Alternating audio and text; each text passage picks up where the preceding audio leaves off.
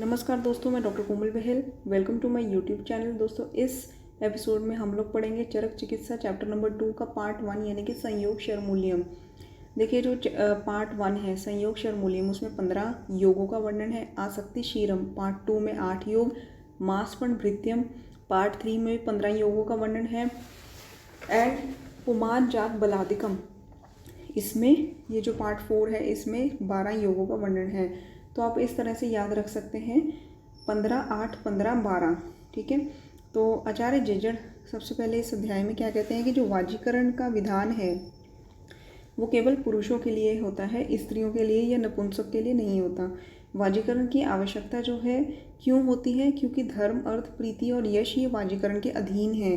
पुत्रस्य आयतन भी वाजीकरण को कहते हैं, जो पुत्र उत्पत्ति में कारण होता है।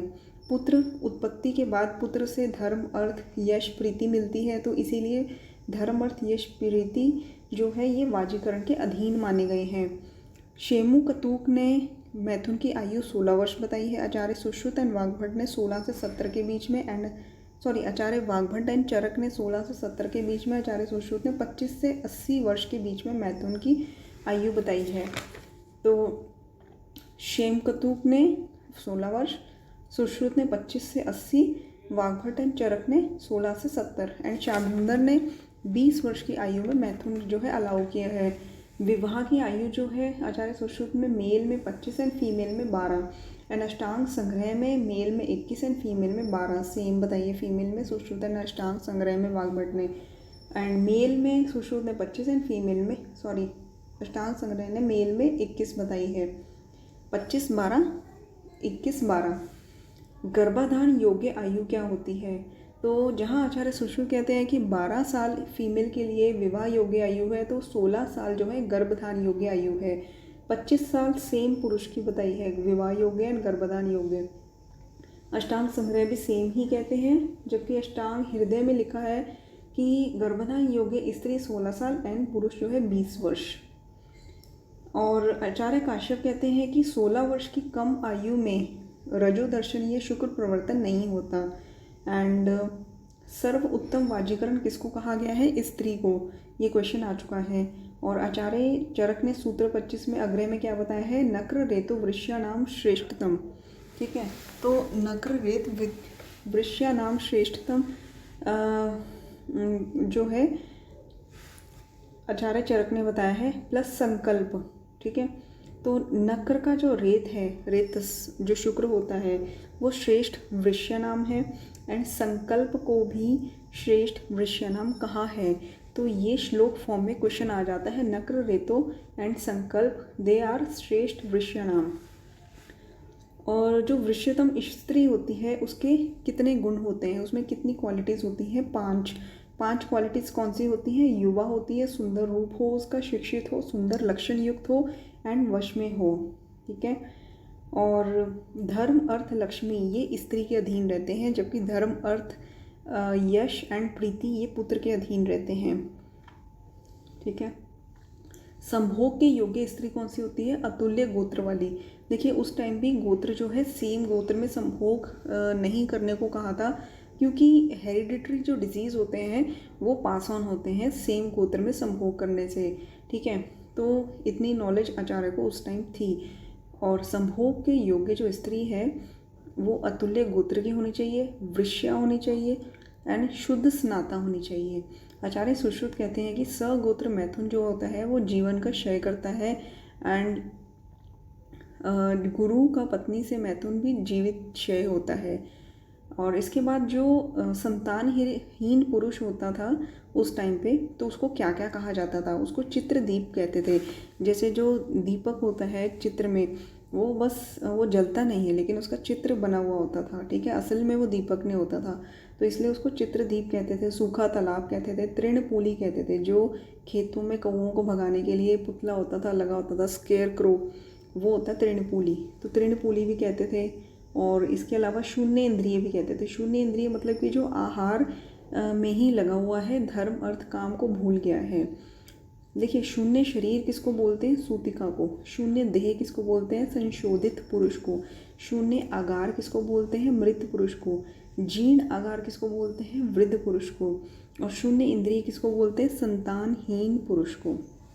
ठीक है, तो शून्य शरीर सूतिका, शून्य देह संशोधित पुरुष, शून्य आगार मृत पुरुष, जीर्ण आगार जो है वृद्ध पुरुष। एंड संतान युक्त जो होता है उसको क्या कहा गया था? उसकी तारीफ बहुत की जाती थी उस टाइम पे, तो उसको क्या बोला जाता था? बहुमुखी होता था, बहुचक्षु, बहुज्ञान, बहुआत्मा, बहुप्रज। बहुआत्मा मतलब ये किसका सिनोनिम है? संतान युक्त पुरुष का। ऐसा क्वेश्चन आ चुका है।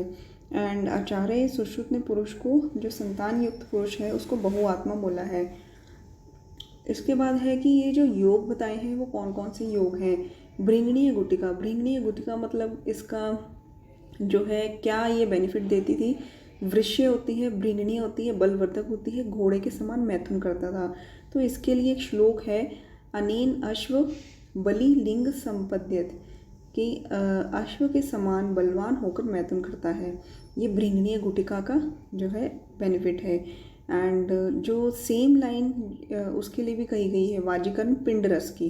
ठीक है, तो इसके बाद है वाजीकरण घृत, जिसको अक्षय मतलब अक्षय शुक्र मतलब कि जिसका शुक्र क्षय ना हुआ हो, और शेफ में जिसको उत्तम बल चाहिए हो, तो उसको वाजीकरण घृत का प्रयोग करना चाहिए। ठीक है, तो इसके लिए श्लोक है, य इच्छेद क्षयम शुक्रम शेफस्ट उत्तमम बलम। ठीक है, य इच्छेद क्षयम शुक्रम शेफस्त उत्तमम बलम। शेफ में मतलब पैनिस में उत्तम बल चाहिए और शुक्र क्षीण नहीं चाहिए, तो उसको वाजीकरण घृत का प्रयोग करना चाहिए। एंड अनेन अश्व बलि लिंग संपद्यत, ये भृंगणीय गुटिका के लिए कहा गया है, अश्व के समान बलवान होकर मैथुन करना। इसकी डोज क्या होती है? भोजन पूर्व, भोजन से पहले 1 पल की मात्रा में प्रयोग करना होता है। वाजीकरण पिंडरस में 4 प्रकार के मांस जो हैं उसका प्रयोग किया गया है, हंस, मुर्गा, तीतर, मोर। ठीक है, एंड पिंड तेल अगर हम देखें तो उसका प्रयोग किस में होता है? ये भी क्वेश्चन आ चुका है, बाह्य प्रयोग होता है इसका। एंड इसका प्रयोग वात रक्त में यानी कि गाउट में इसका प्रयोग होता है। पिंड आसव का प्रयोग होता है गृहिणी रोग में। एंड वृश्य माहेश रस है इसके बाद। एंड इसके बाद है 4 वृश्य रस भी बताए हैं इसी चैप्टर में, चटक, तीतर, मुर्गा, मोर, मांस और हंस रस। ठीक है, ये 4 वृश्य रस हैं।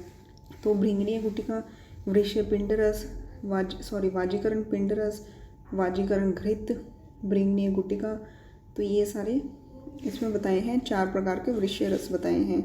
वाजीकरण पिंड रस में 4 प्रकार के मांस डलते हैं। और जो उड़द होती है वो भी वृश्य होती है। वृश्य माश मतलब उड़द है, वृश्य मांस 4 प्रकार के हैं, मुर्गा, हंस, तीतर, चटक और मोर। ठीक है, चटक तीतर को आई थिंक कहते हैं। वृश्य कुक्कुट मांस भी बोला है, इसमें नक्र शुक्र डलता है और मुर्गे का मांस डलता है। ठीक है, वृश्य कुक्कुट मांस और वृश्य अंडरस। वृश्य अंडरस में मछली, हंस, मोर, मुर्गा, गाय का घी, ये सब डलते हैं। वाजीकरण जो होता है हमेशा शोधन करवाने के बाद ही करवाना चाहिए, अगर उसका ओरिजिनल बेनिफिट चाहिए तो, ऐसा आचार्य चरक कहते हैं। बेसिकली सभी आचार्यों ने बताया है कि जो रसायन और वाजीकरण का प्रयोग है शरीर का शोधन करने के बाद ही रोगी पर करना चाहिए। ठीक है, ये जो पद है संयोग शर्मूल्य, इसमें 15 योगों का वर्णन है और इसको पुष्टि बल प्रद भी कहा गया है, पुष्टि बल प्रदा। ठीक है, और इसमें वीर्य का और अपत्य मतलब संतान के बारे में वर्णन किया गया है। ठीक है, एंड तो ये चैप्टर्स यहाँ पे ख़त्म होता है। इसमें हमने बेसिकली यही पढ़ा है कि संयोग शर्मूल्य है, चरक चिकित्सा चैप्टर नंबर 2 का पाद 1 है और इसमें 15 योग है। चेजट ने कहा है कि वाजीकरण पुरुष में प्रयोग किया जाता है, वाजीकरण की आवश्यकता क्योंकि धर्म, अर्थ, प्रीति, यश जो है इसके अधीन है। फिर मैथुन की आयु बताई है, विवाह की आयु बताई है, गर्भदान की आयु बताई है। ठीक है, मैथुन की आयु बताई है शेमकूतक ने 16 वर्ष, सुश्रुत ने 25 से 80 एंड वाग्भट एंड चरक ने 16 से 70, शालंगर ने 20 वर्ष। विवाह योग्य आयु 25 एंड 12 सुश्रुत एंड 21 एंड 12 अष्टांग संग्रह। ठीक है। जो बड़ा वाला ऑब्वियसली पुरुष की एज है एंड छोटे वाली 12 जो है स्त्री की एज है। 25-12 21-12 गर्भधारण योग्य आयु है 25-16 एंड अष्टांग संग्रह में भी सेम है। अष्टांग हृदय में 20-16 बताई है। ठीक है, इसको बार बार सुनना होगा वीडियो को आपको, ताकि आपको ये कन्फ्यूज़न ना करें। और आचार्य काश्यप कहते हैं कि 16 वर्ष की एज से कम जो है वो रजोदर्शन शुक्र परिवर्तन नहीं होता। स्त्री को सर्वोत्तम वाजीकरण कहा गया है। नक्र रेतो एंड संकल्प दे आर वृष्याणाम श्रेष्ठम एंड वृष्यतम स्त्री के 5 गुण बताए हैं। पुरुष के अधीन जो होते हैं धर्म अर्थ यश प्रीति एंड स्त्री के अधीन होते हैं धर्म अर्थ लक्ष्मी। संभोग के योग्य स्त्री होती है अतुल्य गोत्र वृष्य शुद्ध सनातन। सगोत्र मैथुन गुरु का पत्नी के साथ मैथुन से जीवित क्षय होता है। चित्र दीपक और सूखा तालाब तृणमूली ये सब इसके लिए संतानहीन के लिए कहे गए हैं। फिर मैंने आपको बताया कि शून्य शरीर जो है वो सूतिका के लिए होता है। शून्य देह जो है संशोधित पुरुष के लिए। शून्य आकार मृत पुरुष के लिए। जीर्णागार वृद्ध पुरुष के लिए। संतान युग को बहु बहु करके बताया गया है। बहुमुख बहु चक्षु बहु ज्ञान बहु आत्मा बहु प्रज। ठीक है, संतान युग पुरुष के लिए बहु आत्मा का प्रयोग हुआ है, ऐसा एक क्वेश्चन आया था। भृंगणीय गुटिका का मैंने आपको बताया है। वाजीकरण घृत वाजीकरण पिंडरस 4 प्रकार के वृष्य रस और वृष्य कुक्कुट मांस वृष्य अंडरस वृष्य माश वो क्या है उड़द। और जो वाजीकरण है हमेशा संशोधन के बाद करवाना चाहिए। और इस पाद को यानी कि संयोग शर्मूल्य को हम पुष्टि बल प्रदा भी कहते हैं। इसमें 15 योगों का वर्णन है। ठीक है, तो ये चैप्टर यहीं ख़त्म होता है एंड इसके बाद हम स्टार्ट करेंगे नेक्स्ट चैप्टर नंबर 2 पार्ट 2 वाजीकरण अध्याय का पार्ट 2 है आसित शीर्कम। ठीक है, जिसमें 8 योगों का वर्णन दिया गया है। तो दोस्तों तब तक के लिए धन्यवाद। चैनल को सब्सक्राइब कर दीजिए ताकि हमारे वीडियो के नोटिफिकेशन रेगुलरली आपको मिलते रहें। एंड अगर आपको PDF चाहिए MCQ PDF चरक वॉल्यूम 1 पर शरीर स्थान सूत्र स्थान विमान निदान शरीर इंद्रिय 5 स्थानों पर, जिसमें एक एक चैप्टर में से हमने मैक्सिमम मोस्ट इंपॉर्टेंट क्वेश्चंस अलग करके एक PDF बनाया है MCQ PDF यानी कि ऑनलाइन बुकलेट फॉर्म में। तो वो बुकलेट आपको चाहिए तो कमेंट बॉक्स में कमेंट करिए ताकि आपकी MCQs की प्रैक्टिस चैप्टर वाइज हो जाए। उसमें हमने क्वेश्चंस बहुत इंपॉर्टेंट निकाले हैं जो लास्ट 10 ईयर्स में रिपीटेडली आ चुके हैं। 200 रुपये में हम लोग ये बुकलेट दे रहे हैं। कमेंट बॉक्स में कमेंट करिए अगर आपको बुकलेट चाहिए। धन्यवाद।